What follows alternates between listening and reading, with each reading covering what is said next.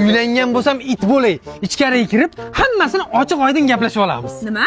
Siz aytganim yo'q, oydin gapni aytyapman. Yuring gaplashib olamiz. Hey, aka, yonishini dadammi? Kakras bittikda oldiradigan narsam bor edi. Dadamga mazza qilib oldirib olsam, qo'lga tushdingizmi, dada? To'yimizni dang'illatib qilamiz.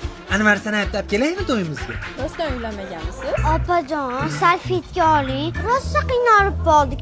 Uydayam bilan o'zimman. Bugun boquvchimizni yo'qotib qo'ydik. Opajon, Vlajning qancha?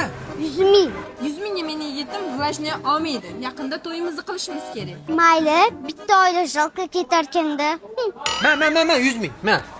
Sizlarga xabarim keldi. Namangandagi eng zo'r oshxona Ahmad Dodo taba yeb o'tiribsizlar.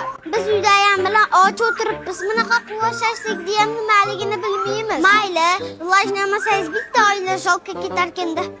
Onangning ma yana 100 ming. Ma. To'g'risini aytsam, sevgilaringga itday havas qildim. Bitta rasmga tushib olay. Hayat şaşırtır hep zaten. Qaytgancha telefon olmaysizlarmi? Onasini emsin, ha? Mana shu telefon qoramingni qanchaga sotasan bizga endi? Sizga $500 dadajon. Dadajon? Ha, dada dedi, bu meni qizim. Ketding, libojangga ketaver.